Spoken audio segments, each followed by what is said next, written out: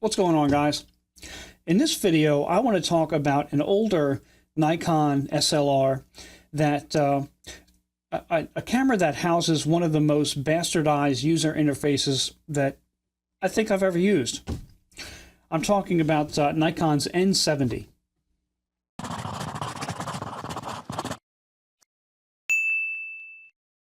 So today I want to do an overview of Nikon's N70. I got this off of eBay for, it was like $7, I think. It was a total of $15 with shipping. And it was in mint condition. The lady who was selling it said it was her dad's, and he kept pristine condition of everything. And she wasn't kidding, man. This thing came in and it was in great shape. The only thing that was wrong was the cap for the remote. But aside from that, I mean, it's in great condition. And lately I've been picking up some of these older autofocus cameras off eBay just to mess around with them. And I gotta say, at first, I really disliked shooting with this camera because the user interface, in my opinion, is not intuitive at all. But once you get the hang of it, you're definitely going to need the manual. And I'll do a quick run through this way, like a crash course. But without the manual or without some kind of a crash course or video, you're up the creek, man, because it's not user friendly. But again, once you get used to it, it's fine. It works no problem. But it's just that initial learning curve that you gotta pass. So I'll jump into the functions and the buttons and all the goodies here. In the bottom corner side here, you have a switch to toggle between auto or manual focus. This is your lens release. On the corner, you push this down, turn your lens. Self-explanatory, pretty much. This over here is your remote connection port. So first things first, I'll take a quick second, go through all the buttons on top, what they are, and then we'll dive in and just do a real basic run through of how to just kind of run yourself around the camera. So first off, you have your off and on switch that toggles left and right. Easy enough, right? This is the autofocus area. You can do center or wide. You hold that down, rotate your command dial. PS is to select your different P settings, and we'll get into that later. Over on the other side, your out and your in. Those are for your QR, which is a quick recall. It's like your instant memory for your different settings, and then your function and your set. And the set will also double as your self timer. All right, let's jump in real close here. So we're in manual right now, and you can see there's a little cool M right there.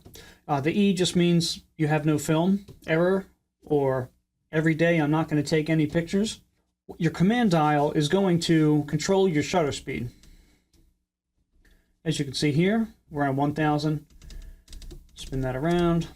Then your apertures is going to be controlled by your ring. So, there's no front command dial. Everything needs to be controlled by your rear dial or your aperture ring on the lens. When you hit your function button, you have the option of selecting through all of your controls right here. By turning your command dial, you see how there's like a tiny little tooth or a little arrow pointing at whatever you're going to select, and it blinks. So we have bracket, we have exposure compensation, flash, metering mode, shooting mode, your autofocus type, your shutter release type, and then your ISO. And to get out of the menu, just half press, and you're back. Now to select any of these options that you can choose through your little hill, you hit your function. Let's rotate over to exposure mode. We're on manual, okay? I'm going to hit my function button.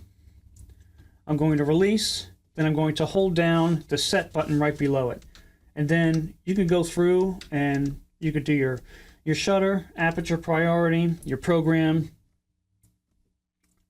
And that's going to be the same for any of these other options. Go to your function, go to select. Okay, whatever it is that you're about to change is going to blink. Hit set, and then you can cycle through. Matrix metering, center, spot, spot. And, you know, they're all like that. Same thing with your ISO. That will get to DX. I'm on 800. You can just flip it through. You can do it. And there, DX. And in program, you have your typical shooting modes. You portrait, landscape, macro, all that stuff. And you'll see that there's cool little pictures that correspond with all of those. And to change those, now you have to be in program mode. So, you know, look here, you see you're in P. Okay, if you want to change that mode, you push down the P, and you'll see this little arrow is going to just go right beneath whatever mode in program you're in. So you use your command dial. Okay, portrait, landscape with people, landscape, no people, macro, some really skinny dude running, Bermuda, night shot, and some really like Usain Bolt fast guy. Now on the opposite side here, you're in and you're out. These are basically for your QR. And out, when you cycle your out, if you push that in, okay, you notice here on the QR there's a little dash, which means nothing. But if you hold, I'm holding down out, I can cycle through. You see how that goes 1, 2, 3. You can program these QRs to do different things. Now, if you want to rewind your film before the roll's over with, you'll notice that there's a little red film reel between your PS and your in. Just hold them down, and then it'll go ahead. There's no film in there to do that, but if there was, it would be rewinding right now. And this set button here, it actually will double as your self-timer. So go ahead and hold that down. You see your cool little blinky clock here on the LED display. So what you do is to select that, spin your command dial. You're now in timed release mode. Hit your button, and you get your self-destruct light. Boom. So those are the basic controls. The only other buttons you have to worry about on the back side, besides your command dial, are your auto exposure and auto lock. And this will pop open your back. And you know what? On the bottom side, it's worth noting too, the batteries this thing takes, they're like little overweight AAAs. 1, 2, 3.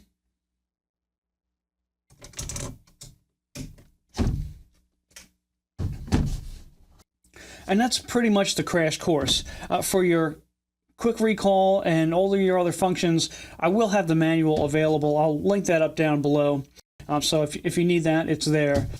So I've shot about 5 rolls through this already, and my impressions are it's fun. But I don't know that I would choose this over my F100. Now, with that said, this camera is 15 bucks. The F100's 150 bucks. So, you know, that's something to consider. I do, however, love the grip on this. You know, your fingers rest really well around there, and you can do the whole one-handed flippy-dippy. Aside from having a heavy lens on it, it is really lightweight too. I like that. And as frustrating as the interface is, once you get the hang of it, it's really not that bad. It's not the fastest to navigate through, but again, you know, once you know what you're doing, it's really, you know, you can get to what you want to do fairly quickly. So I just picked up a lot of some old P3200 TMax off of eBay, and I'm gonna, you know, throw a roll in here, go downtown, bebop a little bit, and take some pictures, and then I'll come back.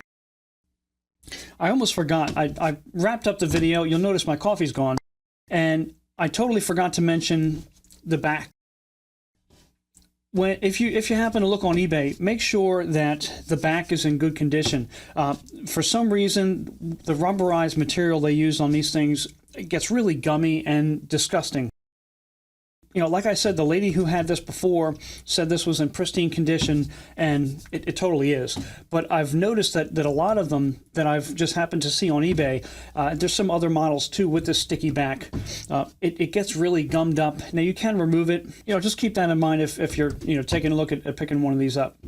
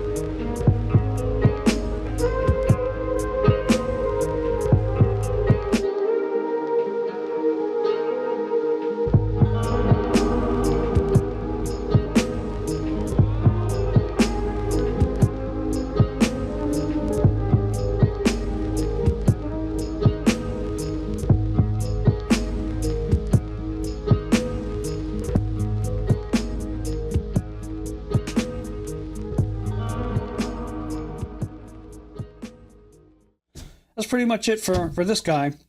I'll go ahead and I'll put the development info down in the description, and these pictures I'll have over at the Instagram if you want to check those out. Also the manual, any other related information on the camera I'll have down below as well.